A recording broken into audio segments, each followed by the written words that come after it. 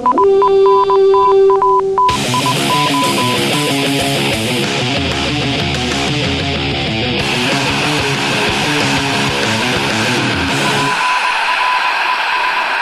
to Norse Code, the number one podcast for your Minnesota Vikings. Returning triumphantly this week. Well, at least more triumphant than the Vikings have been, as of late, it seems like. Joining me, as per usual, is Vikings journalist extraordinaire. Writes for 1500ESPN.com in Minneapolis and ColdOmaha.com, DailyNorseman.com, lots of other places. Arif Hassan. How you doing, Arif? Doing all right, man. How are you? That's good. I'm all right. It's the first day of winter weather. This is the first snow of the year here in Denver. So I honored the occasion by taking an afternoon nap. So we're about to have a blizzard according to some weather reports. Insert weather forecaster joke here. So has there been will this also be first or second snow of the year, or has there already been absolutely first? It's been high 40s, low 50s all week. Wow. And blizzard time, It's like moderately unseasonably warm for Minneapolis, right? Yeah, no, for sure. I mean, you've lived in the region. You understand you can just do stuff sometimes. But yeah, it's not really sure what the deal is. Well, whatever it is, I'm glad that there is finally at least a little bit of snow before Thanksgiving. That's more pressing. Right? It's turkey time. There better be snow on the ground. Exactly. People are already starting to decorate for Christmas, and it's like being in California. It's still just 70 degrees, and the trees are all confused. But yeah, so that's that was my day. Tune into Norse Code where we talk about the weather. Yeah, exactly. Where we give you an oddly specific weather report. No. Before we get into breaking down the unfortunate Redskins game and then try to, I guess, maybe cheer ourselves up about the possibility that we could potentially win the Cardinals game. Yeah, man. Cardinals are bad. The world is open. That's true, and their badness kind of meshes neatly with our goodness in such a way that, we might be able to paper over our own badness. But that's the hope. That's the dream. If we're lucky. But first, I wanted to take a couple minutes just to talk about the personnel moves the Vikings have made in the last couple of weeks. But before we get into any of that, I do just want to take a moment to tip our cap to our dedicated listenership. Thank you for continuing to support Norse Code year in and year out. And we really appreciate the fact that we can be a completely listener-supported podcast and have everything that we need, basically, from server space to equipment to, I guess, the stuff we need for the website, all that stuff, all the little costs that go into a podcast. It's nice to know that we've got a dedicated core group of listeners that can help us out with that stuff. And if you would like to become one of those listeners, you can by contributing a one-time donation in any amount you would like to paypal.me/NorseCode. Or if you like, you can become a recurring monthly contributor, again, in any amount you'd like. And we suggest a mere $3.50 help keep the Loch Ness Monster at bay. But you can do that by going to patreon.com/NorseCode, and we would really appreciate your contribution there as well. Gives us a chance to kind of plan for the future, knowing kind of that we'll have this cushion coming in every month. So thank you to everyone who's contributed in the past, and we hope that if you are listening to the show and you have not contributed yet, that you would consider doing so during this holiday season. Give the ongoing gift of the number one podcast for your Minnesota Vikings, paypal.me/NorseCode or patreon.com/NorseCode. Okay, so now that we got that out of the way, it finally happened. finally got rid of Blair Walsh after another dismal performance where he missed a field goal and an extra point. Walsh had been the worst kicker in terms of missing extra points and close field goals in the league for a few weeks now, right? Yeah, so he's the worst in the NFL at extra points, and when you eliminate 50-plus yard field goals, which I understand, like, is relatively unfair to Walsh because that's one of his specialties, but, you know, from the purpose of evaluating field goal percentage, he was the second worst, right ahead of Robert Aguayo, who's having, like, a historically bad kicking season, like just astoundingly bad. At one point, I like kind of floated the idea of like an Aguayo Walsh trade because like they definitely need like different environments, and at least Aguayo like makes his extra points even though he misses all those other kicks. So like, you know, maybe it just like relieves some pressure from Vikings fans. I don't know. But yeah, they finally got rid of Walsh. I was asked actually on another podcast, the Hammer Time podcast with Ethan Hammerman, which that's a very, very political podcast. So if you like want to listen to me talk about politics, which is like not enjoyable for a lot of people, you can listen to that. But I was asked on that podcast, like, what took so long for the Vikings to get rid of Walsh? And that's like a pretty decent question, but it actually, I don't think Vikings fans are very surprised that it took this long because, you know, he had this astounding rookie year. He had a pretty good next year, and then the year after that was like one of the worst years we've seen from a kicker. And then he improved in 2015. He actually had a pretty good 2015, and then he had a good playoff game until the final kick where he scored all the points for the Vikings, including points where, you know, the kick was, you know, quote unquote, not supposed to go in, like a 54-yarder in the cold when it was more like a 60-yarder given the conditions. And so, you know, that was a pretty good game despite what happened at the very end. But it probably got into his head or something. He was screwy in the preseason, and then he had kind of a run, actually, 9 consecutive kicks over like 3 or 4 games where he made every kick, and then he, you know, got derailed again. So that's why it took so long, because he's proven that he can bounce back from bad years or bad times and bad situations, and it looked like he was doing that for a while. So they gave him a chance, and, you know, he didn't fulfill that opportunity, even though he didn't really have too many opportunities to kick in that game. So, you know, really small margin of error. Like, if there were, like, 10 kicks in that game and he missed one of them, like, no big deal. But 3 and you miss one, well, you know, that's only 66%. That's failing.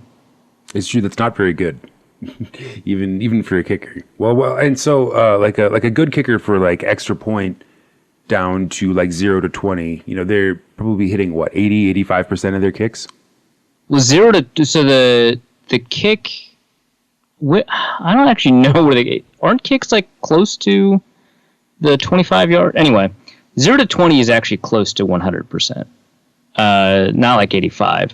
30 to 39 is actually closer to 90%, and then it's the 40 to 49 where you get into the 80%. And I know that's kind of weird because like NFL kickers average about 85%, but you know, people kick 50-yard field goals a little bit more often than people expect. So that brings the average down. So yeah, it should be closer to 100%. Well, I guess we'll sort of. I can't decide if I'm going to miss Blair Walsh or not.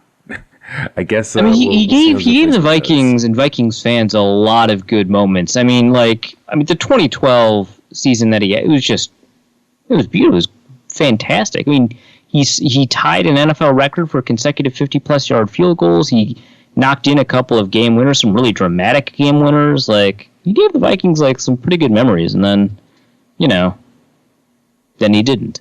Yeah, I mean, that's cool. Thanks for the memories and all that. But I mean, we've had a couple of games this season that have been so close that, man, those extra points sure would have helped, or not missing a field goal sure would have helped a lot. Right. Yeah. I mean, he gave Vikings fans nice memories, but that's not like a reason to continue holding on to him. That's true. I am not a giant fan of member berries. Consequently, my appreciation for Blair Walsh is somewhat limited. Duly noted. Sad story. The very end of not the very end, the second to last play of the Redskins game. Jake Long down and out Achilles tear, done for the season. Right, like sometimes when these happen, I just feel like, well, why don't you just take everybody out when the game is done? I'm just like, man, this last drive doesn't matter. Let's just... I mean, it did matter, too. That's the worst part. I'm just in my head, I'm just like, well, what a meaningless drive because nothing happened. But obviously, it was like an attempt at a game-winning drive. If he had stayed healthy, they actually had a pretty good shot, too, because the problem was the 2 sacks at the end. But, in my head, I'm just like, well, I mean, at the end of the game, just take everybody out. Who cares? We're not going to win anyway. Let's hopefully try to field a complete team next week.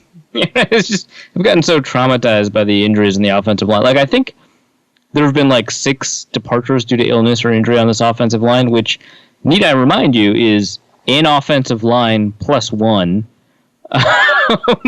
It's kind of out of control, but at the same time, Jake Long, injury prone, you kind of expected it.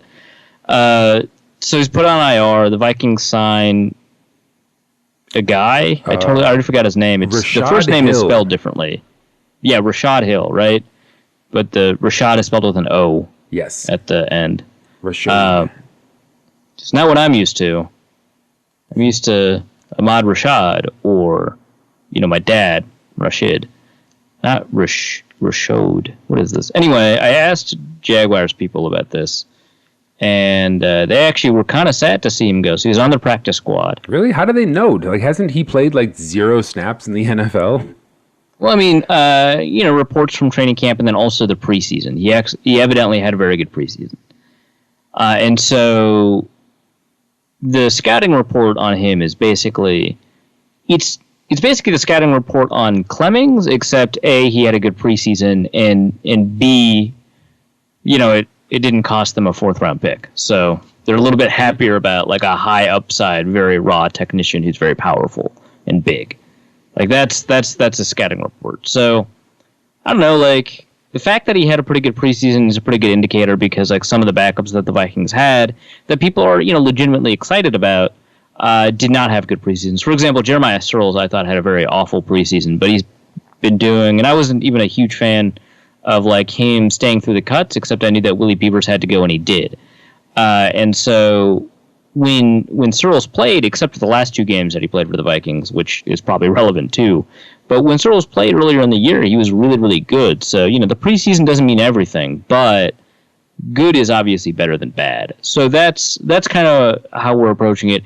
It also means, of course, that the Vikings, who have Austin Shepard on their practice squad, I guess are just not that hot on Austin Shepard as a tackle, even though I think that's his more natural position than guard, despite his lack of athleticism. So those are the things I know about Rashad Hill, and that's the implication it has for evidently guard-only Austin Shepard.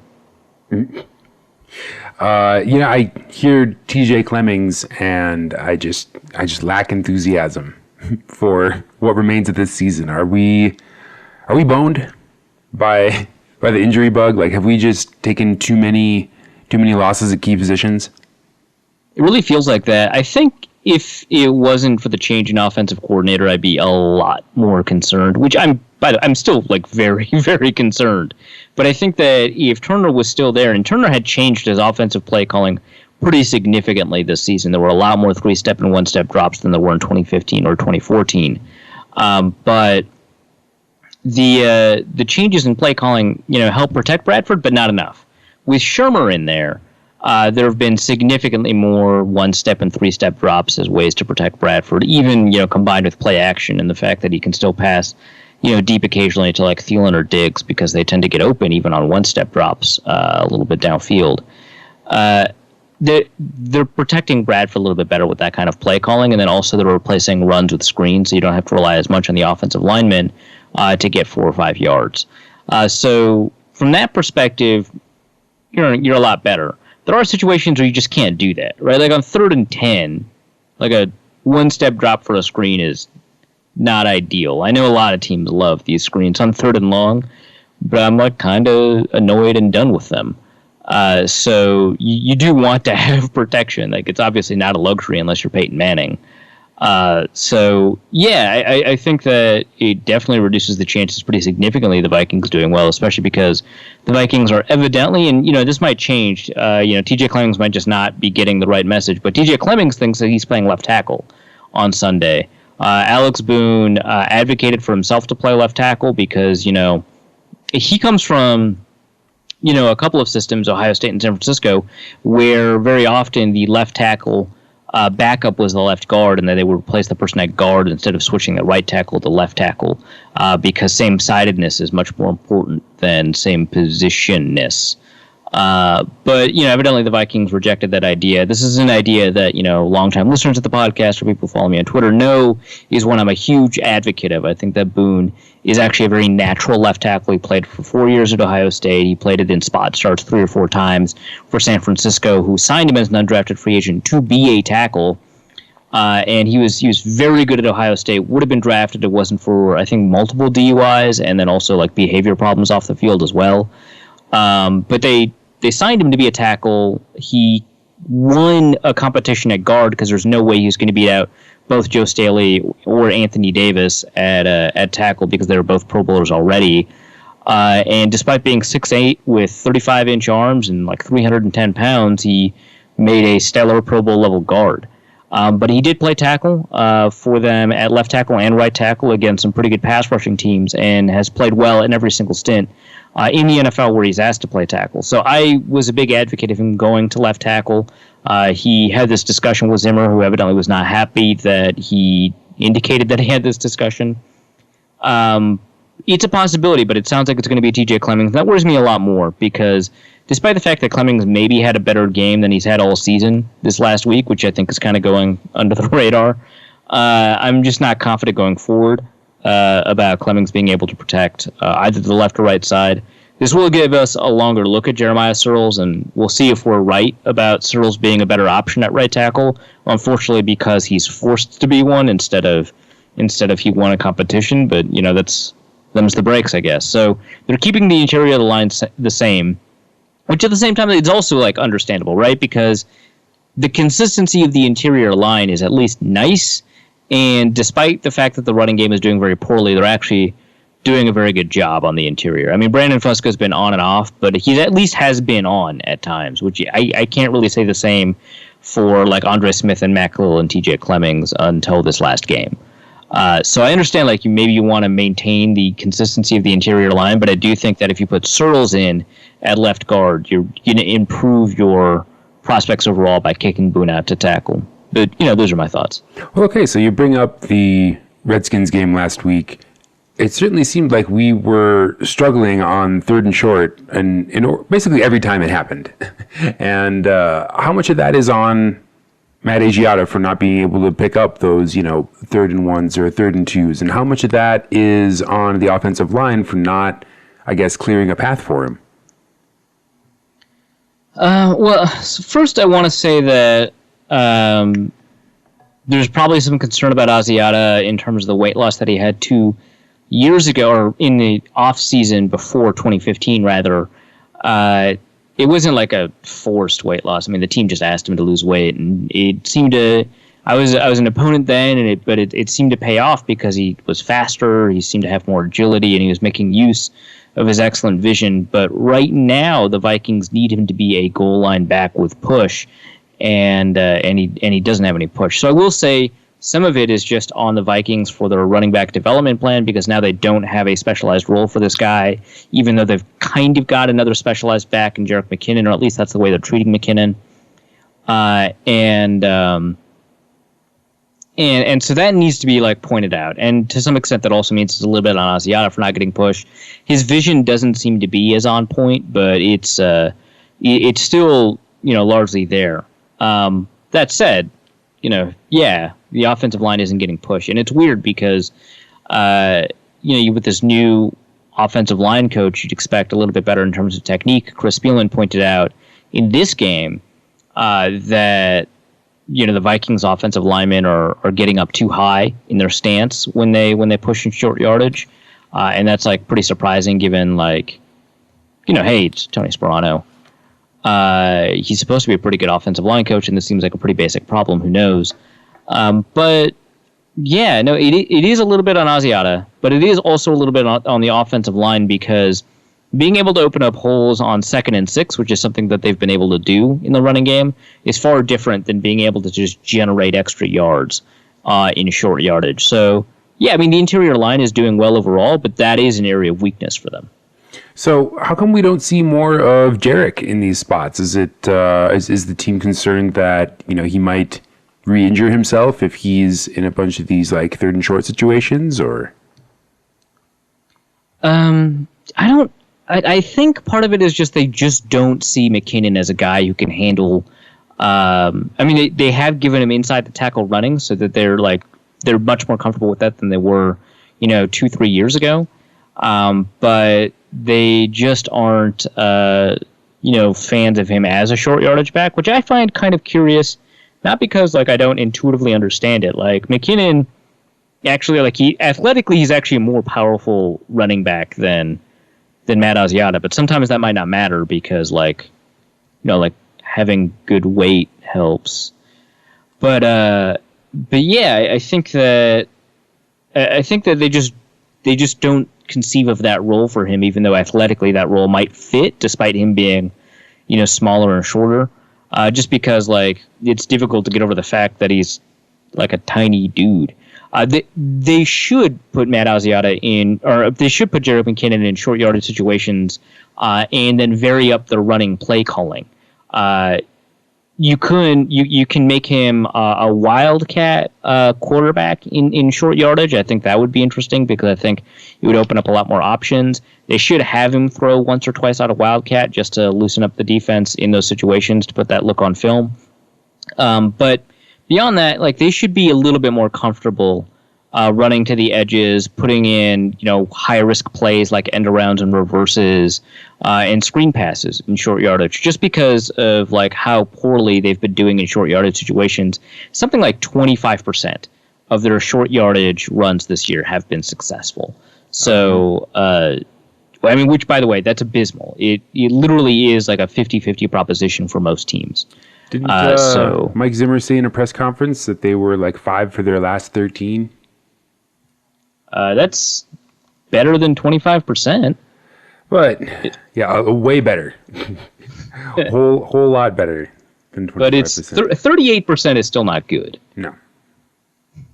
Well, it's frustrating to see when you can generate decent offense on 1st and 2nd down, and then you get yourself into these situations over and over. You just can't convert, and those possessions add up, And it's not like the Vikings can't pull it off. The drive, I think it was the 2nd drive of the 2nd quarter, about 12 minutes or whatever, when Bradford and Shermer just team up to carve up the Redskins defense. And it was actually Sam Ekstrom wrote an article on Cold Omaha last week about the ways that the West Coast offense can keep the Vikings in games where they might not otherwise have any business being, just by being able to stretch the field and kind of spread defenses out. Lots of screen passes, lots of not necessarily long yards after catch type runs, but air the ball out a little bit to everyone you can, anyone you can. Don't just look for your one safe target, and then just try to move the ball down the field 3.5 yards at a time. And that is exactly what the Vikings did for one drive, and it was a beautiful drive. And we somehow managed to have the whole thing happen without any inopportune penalties or anyone getting injured. And it made me wonder what the Vikings could be like if they could just be like a regular football team. What would that be like? I know. What if they could do this more than one possession a game? Now, I find it kind of interesting, as a thought experiment, how good would the Vikings be if they could average 3.5 yards per carry and generally be 45% in short yardage situations? That is a fascinating experiment to me in my head, because I think those really awful offensive markers probably put them at 7-2. That's insane. But I think that's probably the case. Yeah, man, I don't know. Like you see it happen, you're just like, why can't you just do more of this? Why can't you just be bad instead of the worst? Right? Even if we could just like improve one abysmal like quality, then that would probably translate into like one more win, right? Would at least be like 6-3. if the offensive line moved from abysmal to bad, this is definitely 7. It's not even close. It's a 7-2 team. Well, we are 1 or 2 injuries away from Willie Beaver's time, so I guess very exciting. So. Very upside. So much upside, I can hardly believe it. So I wanted to get kind of your, I mean, I know you've probably talked about it almost to exhaustion on other podcasts, but I wanted to get your thoughts kind of on the Redskins game, primarily from, I mean, we talked a little bit about offensive performance and maybe if there's anything else you wanted to highlight, or I guess highlight's the wrong word, maybe underline from the offensive performance, and then talk a little bit about kind of the anemic defensive performance compared to previous weeks. Yeah, well, I think so. We talk a lot about like the ways that the offensive line and the offense is like failed, but honestly, with Pat Shurmur in there, I think that we should actually probably emphasize that it's moving in the right direction. Like the valence of our discussion should not be what's the problem, but it should be what's good. Which I'm like not naturally an optimist. I think that people listening to this kind of know that, but I think that the offense is moving in like really good directions. And I wrote a piece about this that statistically, we've seen some pretty significant changes stylistically. But also the statistics indicate that the offense is simply just better. In terms of points per drive, they've moved up from like 27th under Turner to like around 16th under Shurmur. And of course, with like 6-game versus 2-game samples and stuff like that, it's like very dependent on your opponent. But it's still nice to see. And then you take a look at their ability to generate first downs per first down generation opportunity, and they were like 28th under Turner or something like that, 27th or 28th, and are 12th in the NFL right now, just under Shurmur. Again, sample size, but those things are nice, and they demonstrate that there's a better offense right now based off of what we've seen on the field. They've already begun replacing runs with passes. The Turner offense ranked second in the NFL in terms of run percentage on 1st and 10. First was the Dallas Cowboys with one of the best offensive lines in history and an incredible rookie in Ezekiel Elliott. So that's the comparison. And under Shurmur, they've been middle of the pack, which I think is fantastic. Overall, when you adjust for the fact that you run more in games that you're winning, because that's an important adjustment because the 5 of the 6 games in the Turner sample are like wins. After you adjust for that fact, the Vikings ran the ball like the 8th most in the league. Under Shurmur, they run the ball significantly less, near like 26th or something like that. Anyway, it's all in the article, but the point is that there are statistical markers that indicate that there's a stylistic change in the way that Shurmur has approached this offense, and that stylistic change has produced much better offensive output overall. They're even better in the red zone. I mean, we saw 3 touchdowns in one quarter in the last game, and that's like that's something I think to take heart in because how anemic the offense has been, and really. Because the team is designed to be sort of a low turnover, low risk ball possession team that takes its time scoring, let's say, because of how good the defense is, like the way the offense is designed and developed is a response to how good the defense is supposed to be.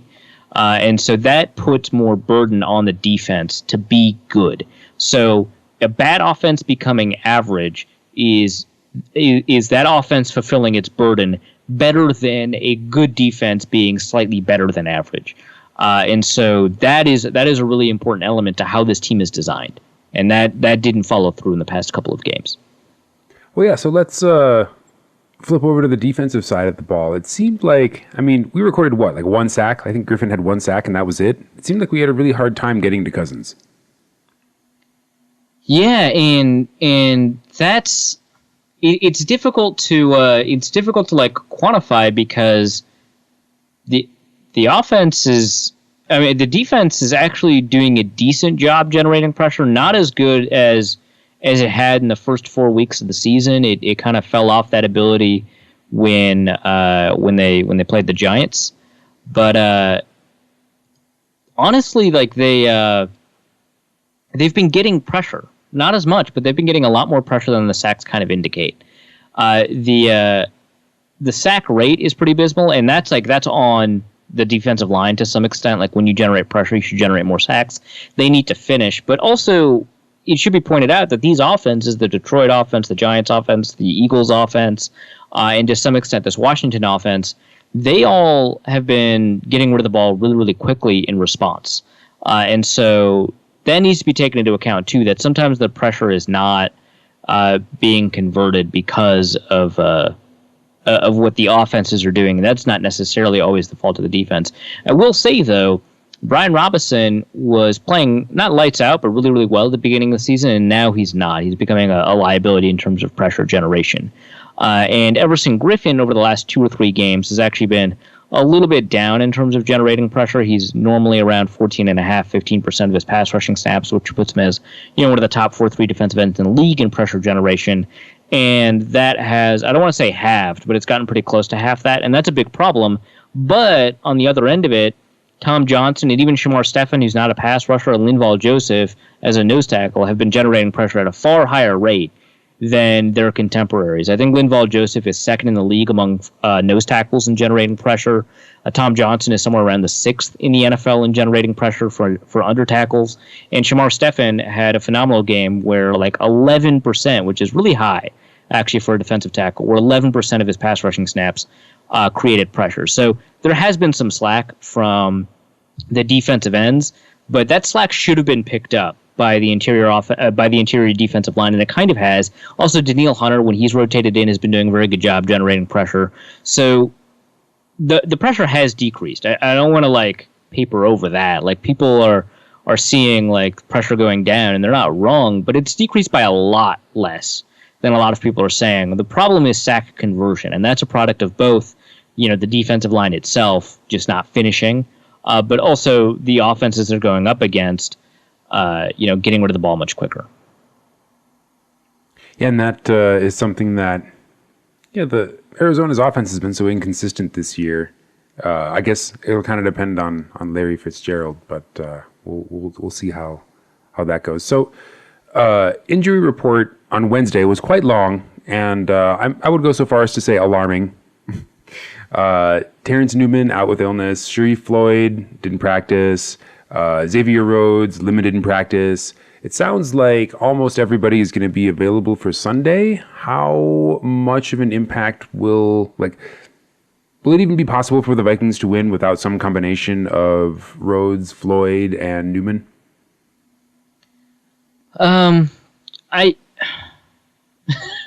It's tough, man. So you take a look at this Arizona receiver core, and you see, a lot of names that you recognize as being very talented.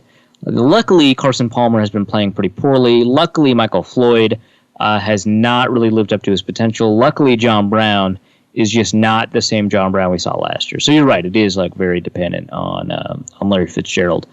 But if in the injury report is extensive to some degree because like half of the injury report are people who are all in the injury report last week and have been cleared to practice. But you see limited participation from Xavier Rhodes. You see a DNP and then limited participation from Terrence Newman. You see, of course, that Sharif Floyd's not there. You see Captain Munnerlyn is having limited participation. Good bet that one of them is just not going to be there. I'm guessing Rhodes will have passed his concussion protocol. Terrence Newman's illness, I don't know what that is. Captain Munnerlyn's ankle, I'm actually concerned about. But if all three are gone, I think that's it. Done. Like I don't think that you have the ability to defend. You have to field some kind of defense. Right, like you have to, like the Vikings have like 2 corners otherwise, right? Like they've got Mackenzie Alexander, who has been a full participant over the last 2 practices, so that's nice. He was listed, but as a full participant. And then Marcus Sherrills right? Like, am I missing one? No, I think that's it. So yeah, so you probably need 3 cornerbacks. Okay. And then you can't like reconvert Robert Blanton from safety to corner because he's not on the team. He's with the Bills. So that's true. That ship has sailed, regrettably. Right. So they got, I don't know, man. They'll probably be healthy. That's my take. It is going to be difficult, though. I don't think any of them right now are really fit to defend Larry. I'd put Terrence on him instead of Xavier just because of like Xavier's headspace and the fact that like both Larry and Terrence are like old, and so I want an old head up against that old head. Like I want somebody who's seen all the tricks to deal with all the tricks. I'm deeply concerned that if Rhodes ends up covering Fitzgerald, that there will be a couple of we'll say big yardage pass interference penalties. Yeah, I could totally see that happening. I could actually, so this is, I'm not going to say a nightmare scenario, but a scenario I've envisioned in my head where Fitzgerald... Do you frequently only envision nightmares? Usually. Oh. No, just I'm a Vikings reporter. No, the scenario I'm imagining is that Fitzgerald commits to several offensive pass interference penalties, but because he's a crafty, wily vet, will be able to hide them from the refs because of angling and positioning and knowing where the refs are and just, generally like veteran savvy receiver stuff. And some of them will look like or induce defensive pass interference. So that's like my worry, that like you're just going to get out-savvied by Larry. So yeah, I could totally see that happening, especially with someone like Xavier Rhodes. So yeah, I mean that's a problem. So I guess if I'm matching people up based on skill sets, I kind of want to go strength to strength. So it'd be Terrence Newman to Larry Fitzgerald, Xavier Rhodes to Michael Floyd, and then Trey Wayne's actually on John Brown. That just seems ideal. And then like Captain and McKenzie to like pick up like the J.J. Nelsons of the world, like the Jerome Browns and J.J. Nelsons. Like that seems like pretty ideal. I would match strength to strength there. So hopefully they'll be healthy because Carson Palmer's been really inconsistent, and the Cardinals for the last 2 games have just like not been that interested in featuring the best player on their offense, which is David Johnson, who I think they only ran the ball 15 times last game despite having like a pretty generous lead, and the fact that Carson Palmer's playing poorly. Hopefully that will continue because like that's the dude I'm worried the most about. I don't think there's really anybody who's playing well right now that matches up to him in the passing game, and I think that the Vikings they've been doing better than advertised against the run because their run success rate defense is better than people think, but they just give up big plays against the run, like 1 or 2. David Johnson is definitely the kind of person that can turn, what would be a big play for Derrick Henry, who's obviously very talented, into like a touchdown. Like that's the worry. So I could see that. I think that athletically, obviously Anthony Barr matches up with him, but he's just not been playing well. So I'm like not that happy about the idea that David Johnson could feature for the Cardinals, but it really just seems like they've been de-emphasizing him for whatever reason, and I am like totally on board that train. Like keep it going. So there was one last thing I wanted to, I guess, ask you about regarding the Washington game. It seemed like for the first half, most of the offensive action through the air was aimed at a tight end, and that seemed to be remarkably successful. We've talked on the show before about how it's probably the best way to exploit the Vikings pass defense is to find your tight ends, and I mean I guess the Redskins must be fans of the show, despite all the mean things we've said about Dan Snyder in the past. And I guess I just wanted to get your opinion on if you thought that was as serious an issue as I did as I was watching the game, and if you think that is something that, I don't know, the Cardinals, although I have kind of my own thoughts on the Cardinals pass offense, but is that something that you think they might be able to exploit? Yeah, no, for sure. So the thing about the Cardinals is that they do some like really weirdly inefficient stuff despite being, or having at least that one good year. So, the Cardinals should feature their tight ends, but, like, from what I understand, they, like, really don't do it that often. They've got Darren Fells, who's, like, a physical freak. They've got Jermaine Gresham, who they don't really care much about, which is fair. He's like Jermaine Gresham. And then we've got some rookie I've never heard of. It would make sense for them to feature their tight end, but they just like don't. Like, they're not that interested in their tight ends. And that's kind of like a hallmark of Bruce Arians. Like, people have been like very interested in some Bruce Arians tight ends over the course of like his career as an offensive coordinator and as a head coach, but like their top tight end has 9 receptions this year. Well, I guess 15. I guess Jermaine Gresham is their top tight end in terms of receptions, but I always think of Darren Fells as the better guy. Jermaine Gresham has done more. So between the two tight ends, between the two of them, they have 24 receptions for the year, 0 touchdowns, and 204 yards. So that is something that they should do. But in this case, thankfully, just not worried about it. Well, that's convenient. My suspicion is that, like you were saying, you were afraid of, we'll see more David Johnson in this game than we have in maybe the last few Cardinals games. And partly because the Arizona Cardinals pass protection is not good. We'll say John Wetzel will be playing this will be his second start with the Cardinals. And on the other side is DJ Humphries, who will likely be lined up against Everson Griffin and Daniil Hunter, respectively.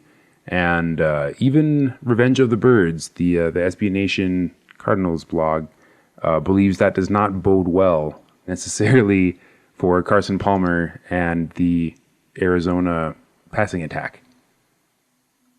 Yeah, I think the difference between and the thing is, so we've been seeing like a spate of games where like the opponent's left tackle is out. Like in this last game, Trent Williams wasn't playing with some dude I've never heard of.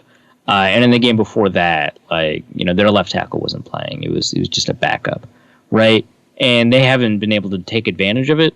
So in this game, their left tackle is unfortunately healthy. Unfortunately for them, because he's bad, and the right tackle is also bad. But the difference is that the Cardinals are very dogged about the way their offense is run. If you previous indictment of the way that Bruce Arians uses tight ends, like he's like a stubborn dude, and it works sometimes and it doesn't work other times. And Carson Palmer has passed the ball deeper than any other quarterback in the league except for Jameis Winston. This is despite the fact that they lead the league in being sacked. No, Andrew Luck leads the league in being sacked, but they're very close. And so, yeah, they don't have. They haven't adjusted in the same way we wanted Norv Turner to adjust, because they pass the ball deep very, very often, and they put a lot of pressure on their offensive line. Their offensive line is not particularly talented. So in this case, it's going to be different, I think, than the Giants game and the Eagles game and the Redskins game and the Lions game, which I guess I sound like desperate and hopeful and insane. But I really think that there's like a reasonable assessment that like because the way that the Cardinals are stubborn and because of the way that their offensive line is set up and because of what has happened recently with all the sacks that have hit the offensive line and Carson Palmer in particular, that I think that the Vikings will be able to get off their bug, get more than a sack in this game, convert pressure into sacks, and really have, I guess, a comeback game for the defensive line. And I think that that's certainly possible the way they design their offense. So do you agree with the conventional wisdom that this is likely to be a very low-scoring game? Just weird, right? Because it's a Cardinals game, and like last year, they were bombing it through the air, winning like 42-0 and stuff like that. But yeah, no, I think it's a low-scoring game. It's interesting. I think Vegas had them as a pick'em. I haven't seen the line move yet, so they might have moved. But yeah, I wouldn't have anticipated that given sort of the Vikings collapse. But I mean, the Cardinals are just not good anymore. Well, so my suspicion is that this game, like if you're watching Red Zone channel, you probably won't see too much of this game, at least not live. Right, yeah, for sure. And I think it's probably not going to be the most fun game to watch. Just like of the slate of games on Sunday morning, this one might be kind of a clunker. If you like sacks. That's my guess. I mean, the Vikings defensive line has not given me like all the world's, confidence in that. But like, I assume that if you're a fan of quarterbacks getting hit, that this game will provide some value to you. But that is maybe a risky assumption. No, I think that's a fair one. Are you concerned at all about Bradford being able to withstand the, I guess, third best pass defense in the league? Well, the thing that makes them the third best pass defense in part is their ability to defend the intermediate and deep downfield. And I just think the Vikings are just like not that into that area of the field right now when it comes to passing the ball. I think they're just going to be like, yeah, okay, so Stephon Diggs is up against Patrick Peterson. Stephon Diggs, very good. Patrick Peterson, better. So why don't we just make him tackle instead of cover? Why don't we make, their other cornerback, Marcus Cooper, tackle instead of cover? Obviously, like Tyrann Mathieu, I think he's going to be healthy in this game.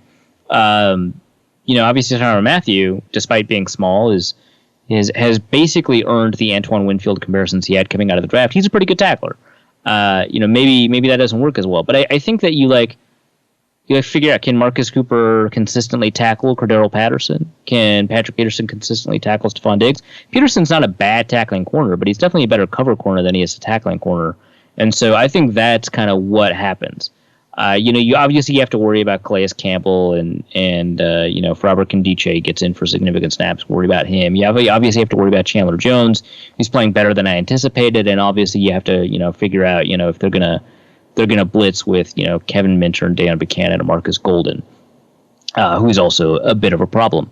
So those are things that you have to care about, but I think they'll get rid of the ball quickly and test the tackling capabilities of those guys, and in zone coverage, when they do go into zone coverage, I think that they're going to put, Kyle Rudolph and Stephon Diggs, over the middle against linebackers. So I think that it's obviously a concern, right? Because, they're the third best pass defense for a reason. It's not like no one has thought, why don't we just pass short against the Cardinals? But, I don't know, for an offense that I want to just kind of just be average and that's all I have to worry about, I think that it is possible for this offense to be average-ish against this Cardinals defense. I am worried a lot about Chandler Jones, and I do think that Marcus Golden presents a problem, and I do think that Calais Campbell still has a lot left in the tank, but you're going to get rid of the ball right away, hopefully, most of the time. And they're going to really stress the tackling capabilities of those cornerbacks, which I am pretty happy to do. What's the run game going to look like? Is it going to be the Matt Asiata show again? Is it going to be anything? Are we even going to notice? Is it going to be a bunch of failed attempts to set up second and third and short? Yeah, no, it is. And it's kind of weird because the 49ers put 170 yards on them. The Jets put 170 yards on them. So it is kind of weird. That doesn't inspire confidence that even the 49ers are able to and that's the other thing about the Cardinals. They barely beat either the worst or the second worst team in the league. Yeah. And that's got to give you some hope that we could, generate some kind of ground game if we can question mark. Right? They lost to the Rams, right? Yeah, so did Seattle. Yeah, but Seattle always loses. Yeah, that never counts. That's a weird thing. Yeah, they can always lose a 6-3 game. Yeah. But yeah, the run game is going to look bad, but at least it's going to look better because it's up against a not so great run defense. I shouldn't say not so great. In yards per attempt, they rank 8th. That's pretty good, but they're prone to error. They've allowed a decent number of touchdowns. For example, they've allowed 9 rushing touchdowns on only 240 attempts. And they've allowed sort of a decent number of first downs. So it's not as if they're bad, but I don't think they're as good as only allowing 3.8 yards an attempt. I think that people just tend to run on them in short yardage situations and succeed. So there's that. Something. Yeah, when push comes to shove, who knows? It's the movable force and the stoppable object. Yeah. It's the age-old question.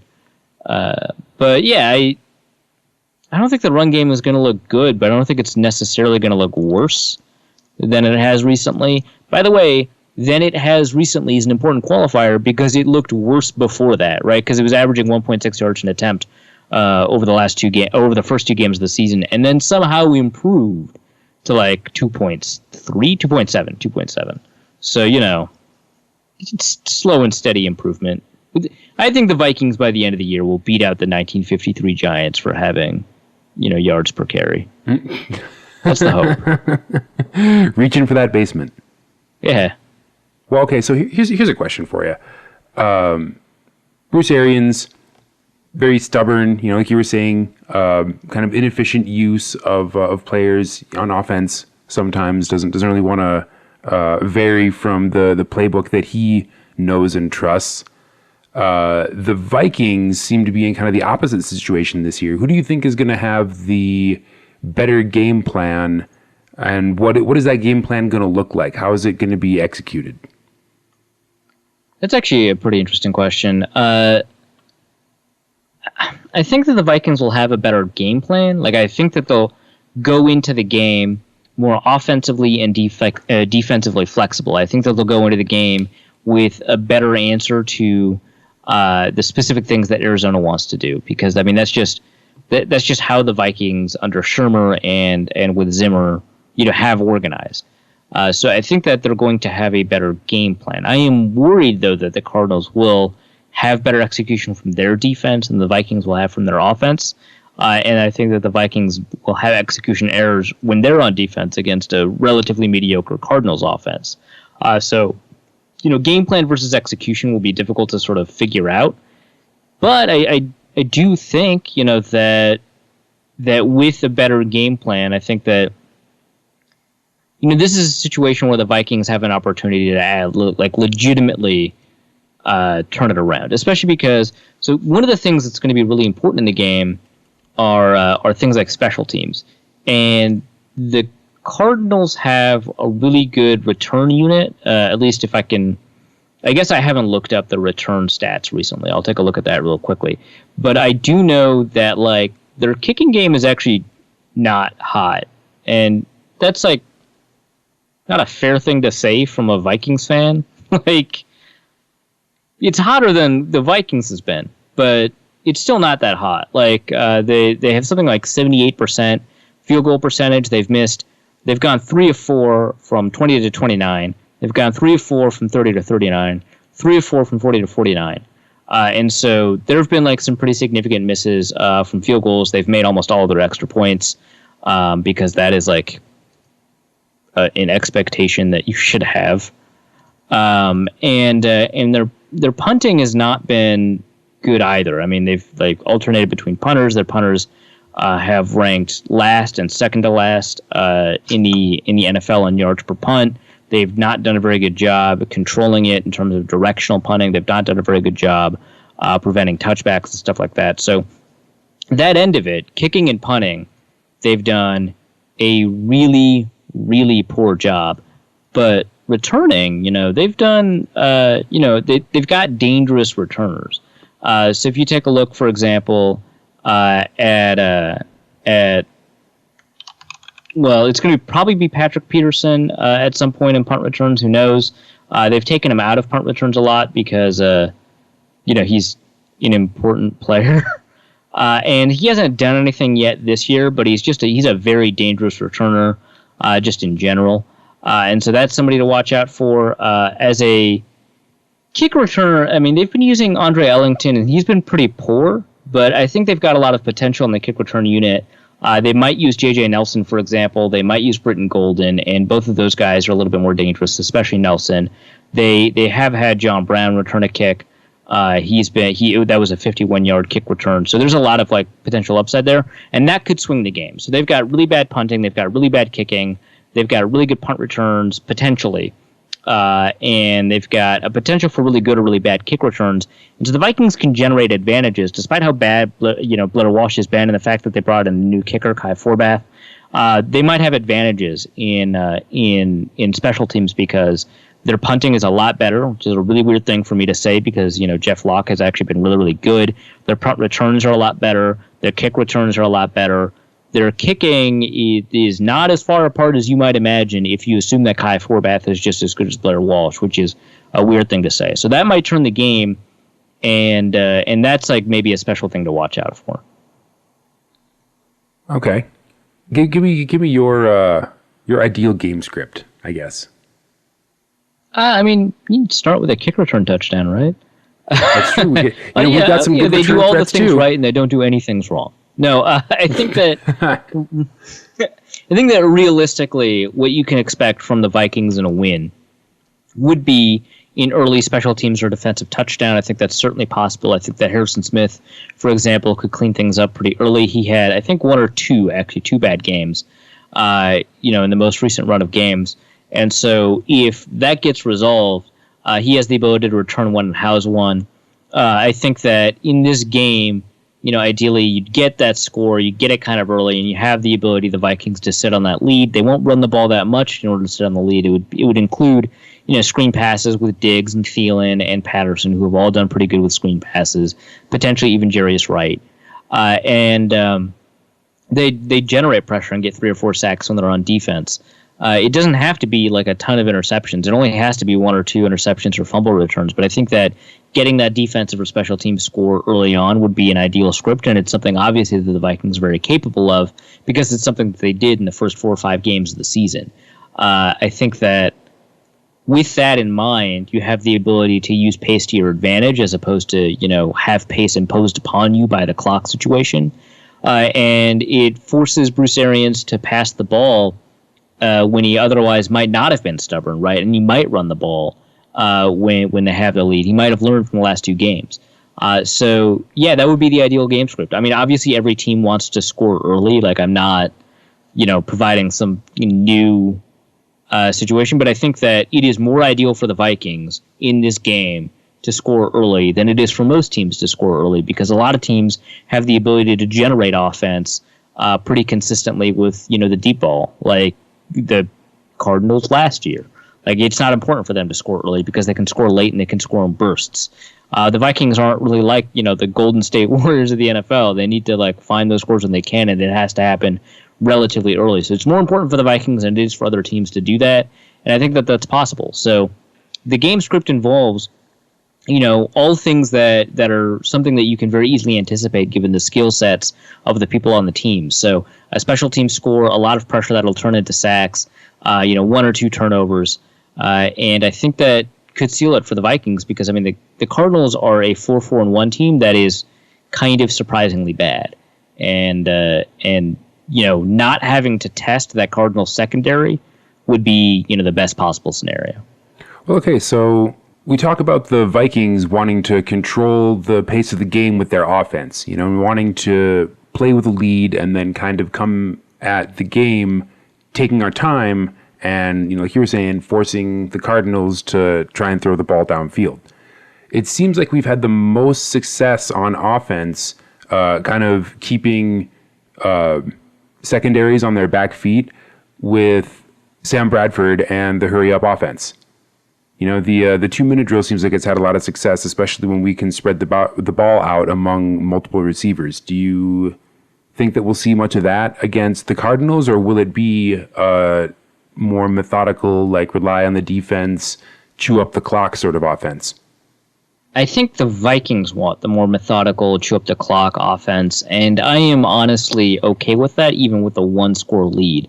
The difference is I am finally not worried if the Vikings are forced into hurry up mode. I mean, the Vikings were really good in 2-minute in the last game, despite the fact that they didn't actually convert that last 2-minute drill because of those 2 sacks for an offensive lineman that's going to play in this game from Jeremiah Searles, and the inaccurate pass to Jerick McKinnon. Those are problems, but I think that from the perspective of evaluating performance and projecting it going forward, I think that you're right, that we saw many, many more positives than we saw negatives. And so I'm not worried if we go into a hurry-up situation now, even though I would have been worried 3-4 weeks ago. So that's nice, and you're right that they're probably a little bit more effective in those situations than they have been in other situations, but I'm just not as willing to be as reliant. Like, so I'm not worried, but I'm not as willing to be as reliant on that in order to generate points. And so I'm much more happy if they find ways to sit on a lead than I am for them to try and run up the score when they do have a lead, if that makes sense. Yeah, no, that makes sense to me. You know, you want to protect the ball, give Arizona's amazing secondary less opportunity to pick you off. Last question from me. Who misses a field goal first? Forbath or Catanzaro? That's actually a really good question. Well, both teams are now better in the red zone than they were not too long ago. So you don't get as many opportunities for a field goal kick. But I will say that Catanzaro will be the first to be forced to kick a field goal. And therefore, he is slightly more likely, if they are equal in capability, to miss first. And I will grant that Catanzaro is better than Forbath, but I will say that the likelihood that he's more likely to kick first outweighs it. So I'm going to pick Catanzaro. That was way too methodical for a random question. I know, it's basically a pick 'em. I feel like neither one is terribly good. Do you feel like Catanzaro looks kind of like Gary Anderson? That's rude as hell. I can't believe you said that. Well, it's kind of true. They both have that same like their heads sort of like grew to fit the shape of their helmet, and maybe it's just because they're both like razor blade bald, like super like style choice bald. But between those two things, I like Catanzaro takes off his helmet, and I'm like, I just see Gary Anderson. Well, I think that they actually look more alike when their helmets are on, just because. Like, Catanzaro, has some nice hair. Tough but fair. Sorry, Gary. But I think Gary Anderson actually looks more like Ben Roethlisberger. Really? With his helmet on? Yeah, because he got the cheeks pushed in. Oh, yeah. And the kind of like outsized head and shoulders. Yeah. Yeah. So Gary Anderson, and I think Hoodie was the first one to point this out, Gary Anderson looks like he's got the thinnest helmet on the planet, alongside Kevin Williams, I think. But his helmet still pushes his cheeks in a very Roethlisbergerian way. making the squirrel cheeks. Exactly. Yeah. Anything else you want to touch on before we go after the mailbag? We got a few questions, some that people have been waiting literally weeks to ask us. So, right? No, let's move on in the mailbag. All right. All right. Well, you mentioned Hoodie. Let's dive right into it. Just look at Hoodie resubmits a question from time immemorial. I was told to wait to ask you this question. Outside of Godzilla, which is the greatest monster made by Japan? Oh, right. Yeah, this is on you, man. I guess Ultraman's not really a monster. Right. So that's who I was going to bring up. I don't know if you listened to the last show, but that's the first thing that popped into my head was Ultraman, but he's not a monster, so you can't really pick him. I guess Pikachu. Oh, I guess he is a pocket monster. I don't think Hoodie's going to like that answer. No, he isn't. But if you want to look at it in terms of most economic success for the company that birthed them, then Pikachu is the most successful monster in the history of man. Yeah, I don't really think that that's the evaluation criteria, but I mean, you make a good argument. Give you that. It's true. Pikachu. I don't have an alternate, so that's there. You go. It's Pikachu. Yep, Pikachu. Eric Thompson writes in, who will deliver the season-ending hit to Sam Bradford on Sunday? Calais Campbell, Chandler Jones, or someone from the secondary? It would be hilarious if it was Tyrann Mathieu, who, again, I have not checked. I should probably do that before I release podcasts and stuff, but I believe we'll be healthy enough to play the game. It would be hilarious if it was Tyrann Mathieu. But I'm going to go with Chandler Jones. I'm going to go chalk on this one. Yeah, Jones gets my vote as well. Calais Campbell, distant second place. Tyrann Mathieu would be hilarious. All those things are true. An aberration and underscore aberration on Twitter writes in, we should also answer what kaiju would Blair Walsh and Jake Long be? I don't know. Do you think Jake Long would be Mechagodzilla because he's been rebuilt?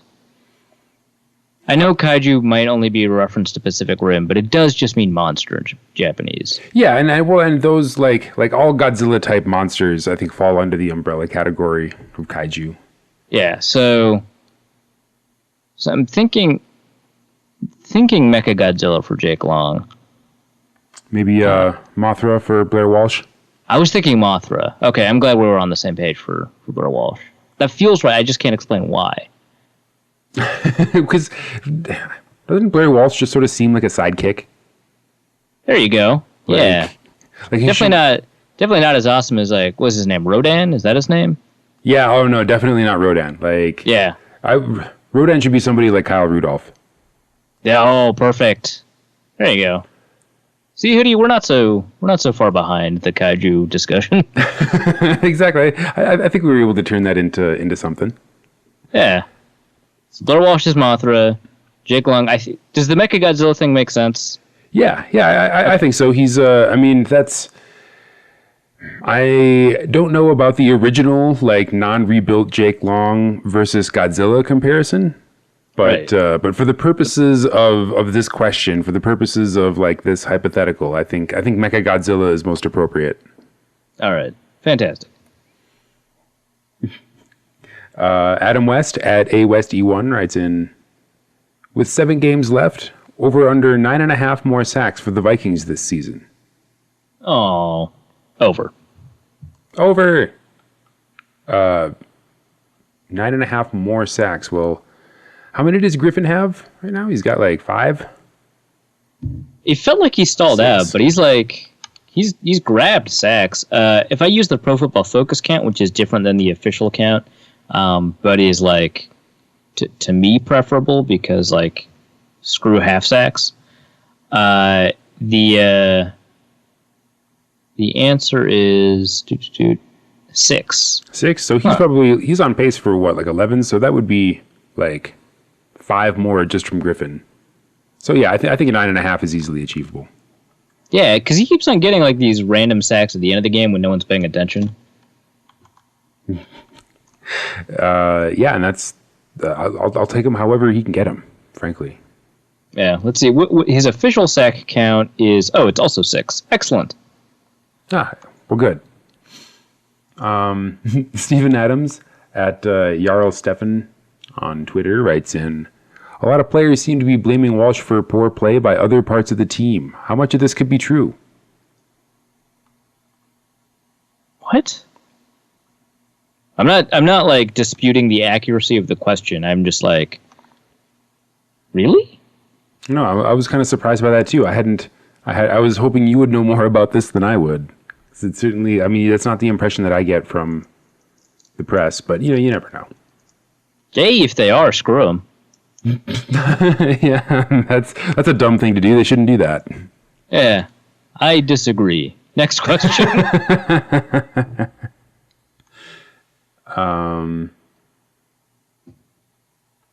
Stuff about your horrifying puppet head.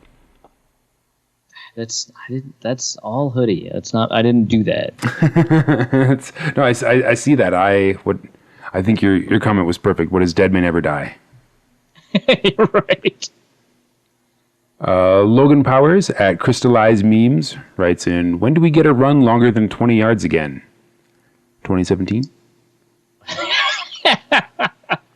I should look ahead to the Viking schedule to answer this question because I don't think it's against the Cardinals. Not against the Cardinals, not against the Cowboys, not against the Packers, most likely. Well, maybe against the Packers.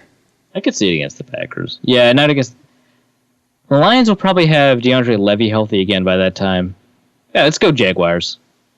Oh, yes. There we go. That represents our last best hope. I think you're right. Matt P _BU on Twitter writes in, over under 3.5 offensive plays run in the third quarter this week. Oh, that's so sad. Burn. Yes, the Vikings ran 4 offensive plays in the third quarter last week. Well, that was about as bad as it gets, right? So I guess over? Well, yeah, it's obviously actually the over, but it's a good question to point out a sad thing. Just the fact that it could potentially be the under is reason enough to mention the question. Vikings definitely almost hit the under. They got that 4th play in at the last play of the third quarter.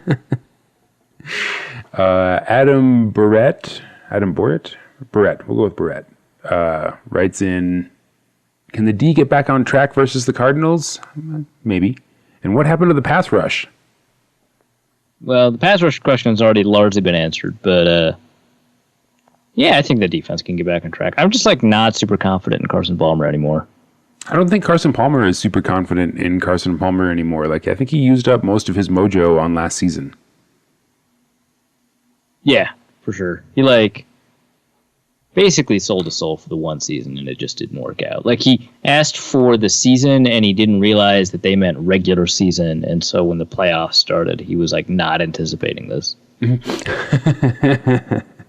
It's true. When you make a deal with the robot devil, you have to make sure that you inspect the fine print. Yeah, right. Checking in with the old email inbox. If you would like to contribute a question to the email inbox, you may do so at norsecodepodcast@gmail.com.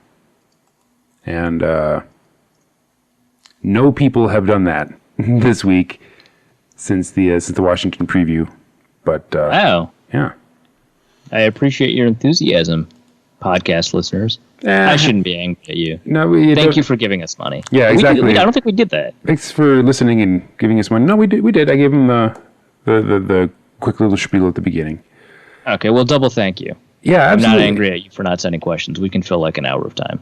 We can. Yeah, we do fine. And it's I don't know. I wish this team was more fun to cover. And every year it's something different. You know? It was. We were so excited. It was so fun for 4 awesome weeks. Week 1, we were cool, we're actually going to be really good this year. And then oh no, well we might still be okay. And then 4 losses in a row later, it's well, it's technically not over yet. If this Cardinals game would be a super clutch win because there's a decent chance that the Vikings and the Cardinals will be duking it out for the wild card spot in the playoffs. That is so sad. But yeah, that is true. There's a decent chance of that. It is sad. It's not... So I remember getting tweets when they lost to the Eagles, and everyone was like, man, screw this team. This team sucks. They're 5-1. Chill. Well, that was one of the only games that we had marked as a potential loss preseason too. After lose to the Eagles. After the third game of the season, we're wow, the Eagles are pretty good. That could be the first loss, right? It's 2 potentially 5-0 teams going up against. Generally, the Eagles lost one earlier, and they ended up losing 2 earlier by the time the Vikings ended up playing them. But yeah, we were that's a potential loss. That's a good team. They've got a good offense and a good defense. Then they lost, and we got a bunch of tweets yeah, this team sucks. They're about to go on a spiral. They're not going to make the playoffs. So they're 5-1. No, you guys were right. Probably for the wrong reasons. They're 5-1. They're great, and then we lose to the Bears. Yeah, and then people are the season's done. You're well, they always lose in Lambeau. I mean, not Lambeau. Soldier. No, that's the other one. Screw you, Bears. Soldier. Well, we lost at Lambeau too. Yeah, but they don't always lose in Lambeau. That's the weird difference. That is weird. And we just can never win at Soldier Field. Lambeau. It's not a very good field. Maybe that has something to do with it. Yeah, but I mean, other teams win at Soldier. That's why the Bears are bad. In fact, most other teams win at Soldier, it turns out. But yeah, I mean, I don't know. I think there's still the Cardinals are not going to win their division. The Vikings might. The Lions are really starting to look like the prohibitive favorite, though. And yeah, I mean, technically, the Lions are, tied-ish with the Vikings. They're both 5-4, and they only hold the tiebreaker. So, well, that would make them not tied. But I realize I think that you should call them tied until both games are like, because the tiebreaker to me is meaningless until you play both games, because it actually doesn't mean anything in terms of tracking how those standings will like move forward, right? Because like 5-4 is 5-4 until all aspects of a particular tiebreaker are resolved, in my opinion. And that can't happen until all the games are in the books. Till Thanksgiving, which is not too far away. Which will be another easy win for the Lions. They are the kings of Thanksgiving. Exactly. Which is fine. That'll be a fun game to watch. But yeah, hopefully we can peel one off of the Cardinals this week. Although honestly, I don't expect us to. My only hope is that nothing like there are no just like obvious like facepalm moments. That's all I really want out of this game, is no like just really terrible bungles. Yeah, don't screw up in any dramatic ways. Exactly. I death by 1,000 cuts, I get it. We're barely the same team that was initially like selected at the beginning of the season. Just don't embarrass us out there. All right. And I hate that every year we end up back at the same spot. Just like it's like week 11, just don't embarrass us. Just keep us in the hunt. It's been that way since 2010. Stupid Vikings. Well, and you're re-immortalized in the draw play. Yeah. Well, are you a Titans fan now? I mean, I'm a Marcus fan. I like Marcus Mariota. I'm like very neutral on everybody else on that team except for Delaney Walker, which I guess is like a fairly typical approach to the Titans, isn't it? Yeah, Marcus Mariota and Delaney Walker. According to their pamphlet, they're okay.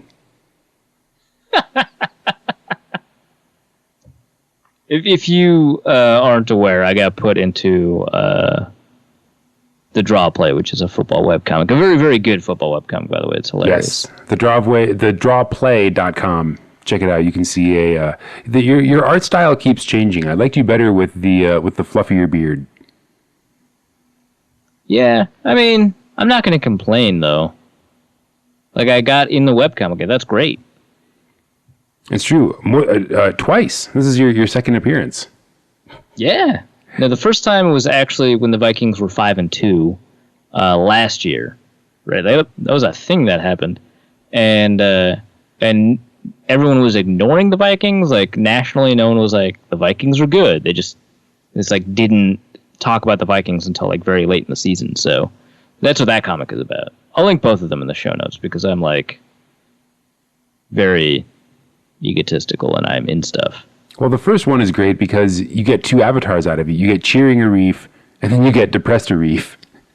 Both in the same this one I just style. get angry Arif. That's okay too, but this one the first one had the Vikings horns. There's angry, surprised, confused. Oh yeah, surprised. And then nonplussed Arif, which is the the one that I know best. Right. I think so. The confused and the skeptical, like that's useful. Better than the puppet head. Yeah, hoodie. Which will not be in the avatar rotation. I'm just like, it's just horrifying, and the edges are all like I can't look at this anymore. This is just poor graphic design. Bad hoodie. No. All right. What you got coming down the pike writing-wise? More articles? More game breakdowns? Yeah, so I've got that statistical evaluation of the Shermer offense that both looks at its efficacy and its stylistic changes from a numbers perspective. That's already up at 1,500. Hopefully by the time but most of you are listening to this, I'll also have a piece on the schematic changes that Shermer's already introduced into the Vikings, and I'll go through his history in St. Louis and Cleveland and a little bit in Philadelphia because his passing concepts were used in Philadelphia more than people are like willing to acknowledge. Like Chip Kelly designed and called a lot of plays, but I mean the passing concepts are very Shermer. So that hopefully will be up by the time most of you are listening to it. And then I've also got a piece talking about Patrick Peterson, hopefully going up Saturday at 1500. Excellent. Any parting shots before I perform our last promotional item and then we adjourn for the week? Nope. Well, alrighty then. Skol Vikings, such as they are. We're not that far off from like either Arif or I actually getting the call up. Like we joked about it a couple of mailbags ago.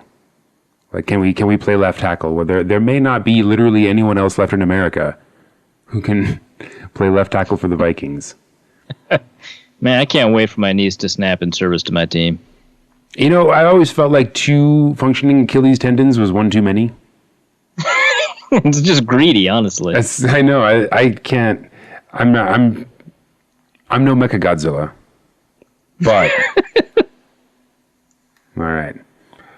Well, if you feel that this show is worth your time and trouble, we would really appreciate it if you would just flip us a couple of bucks. You don't have to make it the focus of your holiday gift giving, but it would be a nice thing for you to do as you're considering your family and friends and other loved ones. Think about how much you love us here at Norse Code and make a one-time contribution of any dollar amount that you feel is appropriate at paypal.me/NorseCode. Or if you really want to spread the holiday cheer, guarantee more Norse Code in functional perpetuity, then become a monthly recurring contributor by going to patreon.com/NorseCode. We would appreciate it if you would throw us about $3.50 a month, but once you go to the page, you will see that we have people at numerous donor levels that keep the lights on, keep the website running, keep the microphones in front of our faces, and ensure that we continue bringing you the finest in digital multimedia content on a semi-regular schedule throughout the season.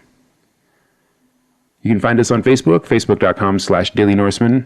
DailyNorseman.com also hosts all of our episodes for us. They maintain the complete Norse Code episode archive going back to episode 1 all those years ago. You can also go to NorseCodePodcast.com and find links to all this stuff, including our Facebook and Twitter pages, our YouTube channel. Subscribing to our YouTube channel is a really cool way to always know exactly when the next episode drops. You'll get a little notification in your mobile device when a new episode becomes available. You can also find us on iTunes or Stitcher, wherever fine podcasts are aggregated. Am I missing anything? Oh yeah, Twitter's at NorseCodeDN. Arif, of course, is at ArifAsonNFL. I am at Dusty O'Connell, and our intrepid producer James is at Big Mono. Feel free to tweet us throughout the week. We are very internet engaged people. We're for people who aren't millennials, we sure do live on the internet. I'm pretty sure we're all. I know Rashad has like very, very like strong feelings about when millennials started. Well, I am insistent that I am not a millennial. Yeah, okay, Mr. Twitter user.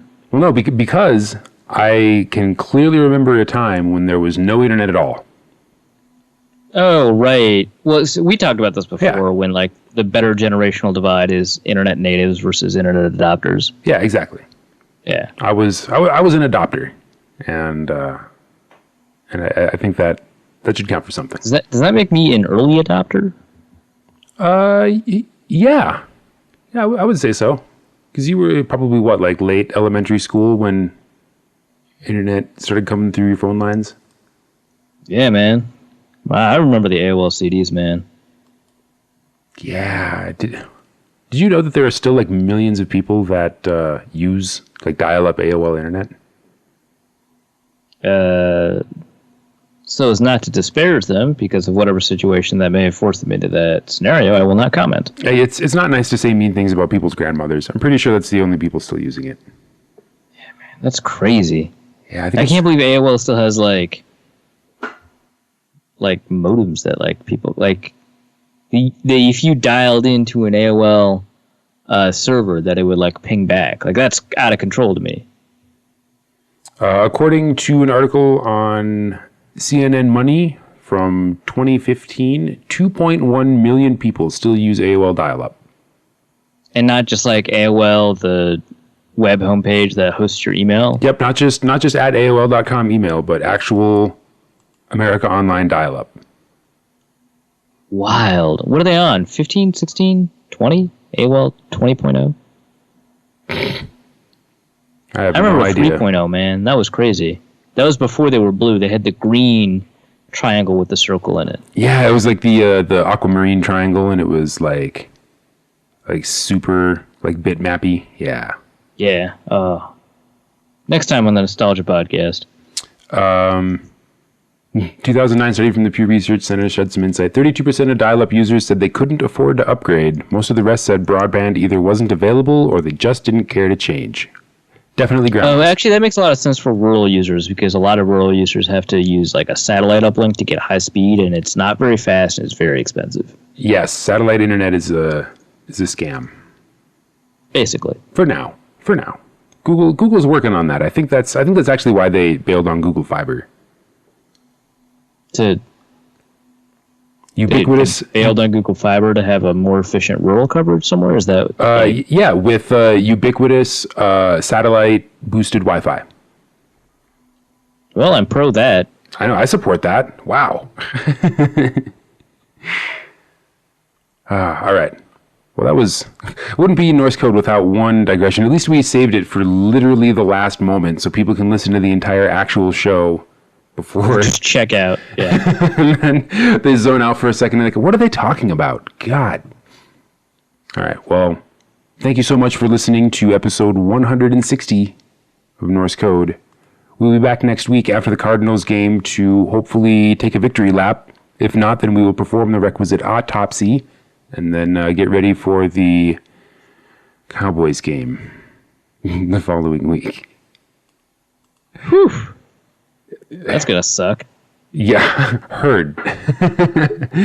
Until then, check us out on the internet. And, oh yeah, spoons out. We'll see you next week. Norse Code is the official podcast of the Daily Norseman SB Nation blog and is produced with cooperation from Pompous Jerk Productions. Pompous Jerk Productions.